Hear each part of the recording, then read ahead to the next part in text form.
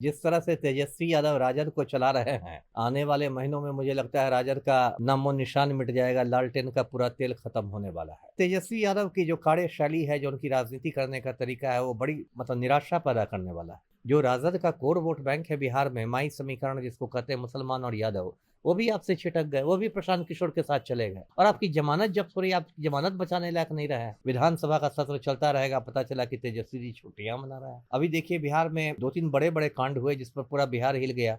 NEET छात्रा कांड हुआ, 1-2 बार कुछ उन्होंने ट्वीट किया, कुछ नहीं किया, उससे ज्यादा तो मैंने हंगामा कर दिया। उसके बाद भरत तिवारी की हत्या हुई, तेजस्वी यादव बिलौटी गए भी नहीं, उसके गाँव गए भी नहीं, चले गए यूरोप, है ना। उसके बाद देखिए इतना बड़ा जेन जी का आंदोलन हुआ, तेजस्वी यादव को सड़क पर आना चाहिए था, जैसे राहुल गांधी सड़कों पर रहते हैं, ये कहीं नहीं दिखाई दिए। आप आधे अधूरे मन से कब तक राजनीति कीजिएगा। मुझे लगता है कि तेजस्वी यादव, या तो भाजपा ने उनको कुछ डरा धमका दिया है अंदर खाने में, कुछ ईडी उडी का मामला है, या तो फिर कुछ वो गलत सलाहकारों से घिर गए हैं। जो 2-3 उनके सलाहकार हैं, संजय यादव, रमीज खान किस्म के लोग। तेजस्वी को क्या आप सलाह देना चाहेंगे सर?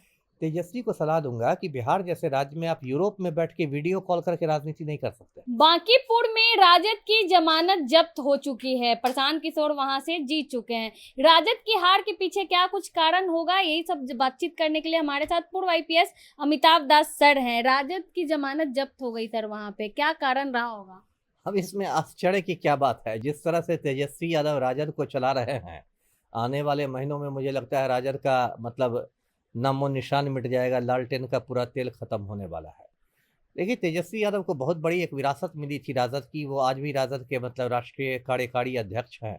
उनके पीछे एक बड़ी विरासत है। लालू भी सीएम रह चुके थे, राबड़ी देवी सीएम रह चुकी, खुद तेजस्वी यादव 2-2 बार डिप्टी सीएम रह चुके।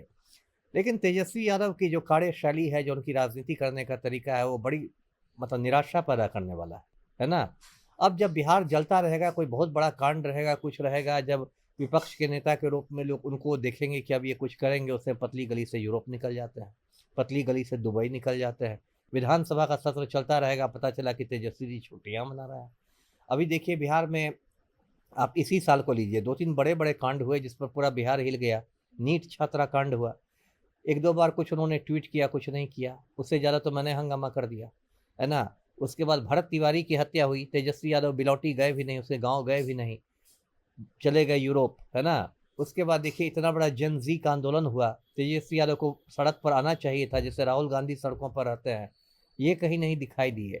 यहाँ तक कि पहली बात तो बांकीपुर की आप बात कर रही है। बांकीपुर में मैंने शुरू से कहा था कि भाई राजद को, कांग्रेस को, यानी महागठबंधन को यहाँ उम्मीदवार देना ही नहीं चाहिए। यहाँ इन लोग को प्रशांत किशोर का समर्थन करना चाहिए, साझा प्रत्याशी बनाना चाहिए। लेकिन इसके बावजूद इन्होंने रेखा गुप्ता को खड़ा कर दिया। ठीक है, वो भी आधे अधूरे मन से। रेखा गुप्ता के नामांकन में भी तेजस्वी नहीं आए थे। अंतिम 1-2 रोज आके इन्होंने कुछ खाना पूरी कर दी, रोड शो कर दिया, हाथ जोड़ के चले गए। तो इससे क्या होगा? इससे तो आपके कार्यकर्ताओं में भी संदेश गया कि तेजस्वी यादव आधे अधूरे मन से है। जो राजद का कोर वोट बैंक है बिहार में, माई समीकरण जिसको कहते हैं, मुसलमान और यादव, वो भी आपसे छिटक गए, वो भी प्रशांत किशोर के साथ चले गए और आपकी जमानत जब्त हो रही है, आपकी जमानत बचाने लायक नहीं रहा है। तो ये तो तेजस्वी, देखिए प्रशांत किशोर की जीत हुई है, ये सम्राट चौधरी के लिए तो खतरे की घंटी है ही, भाजपा के लिए तो खतरे की घंटी है ही, लेकिन साथ ही साथ ये तेजस्वी यादव के भी खतरे की घंटी है। यदि तेजस्वी यादव ने अपनी आक्रामकता नहीं बढ़ाई तो क्या होगा, बहुत जल्दी प्रशांत किशोर बिहार में विपक्ष का मेन चेहरा बन जाएंगे और तेजस्वी यादव ना सत्ता में रह जाएंगे ना विपक्ष में रह जाएंगे। अभी क्या करेंगे वही जानते हैं। कहा जा रहा था कि प्रशांत किशोर जो है स्वर्णों का सिर्फ वोट काटेंगे, लेकिन यहाँ तो राजद के एमवाई समीकरण पे डाका डाल दिया उन्होंने। नहीं नहीं, वही ना मैंने कहा। और आप यदि पूरे इसका विश्लेषण कीजिए प्रशांत किशोर की जीत को, तो उसमें तो सबका साथ हो गया, है ना। माई समीकरण चला गया, सवर्ण लोग तो खैर गए ही गए, यहाँ तक कि कुर्मियों तक के जाने की बात आ रही है, पिछड़ों के भी जाने की बात आ रही है।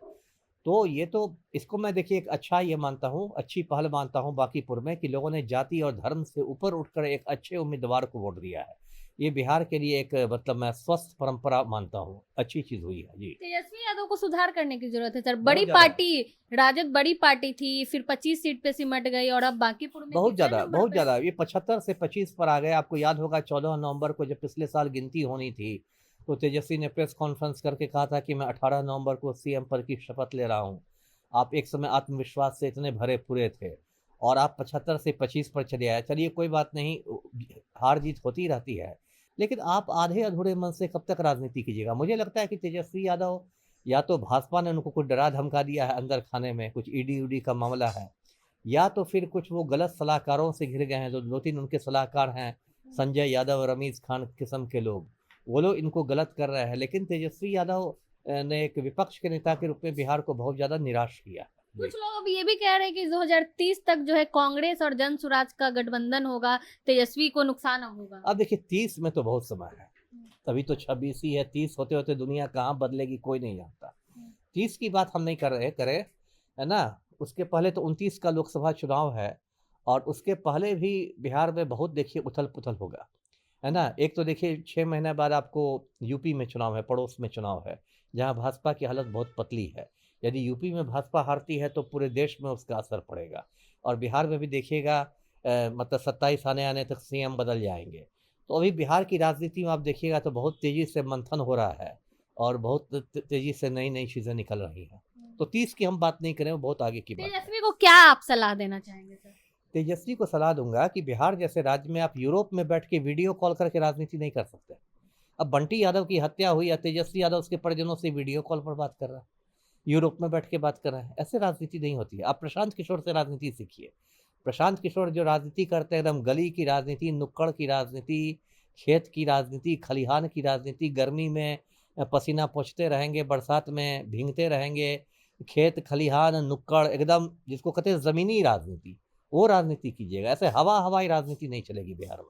चलिए, बहुत बहुत धन्यवाद। बाकी पूरी बातचीत को लेकर आप क्या कुछ सोचते हैं, अपनी राय कमेंट बॉक्स में जरूर दें।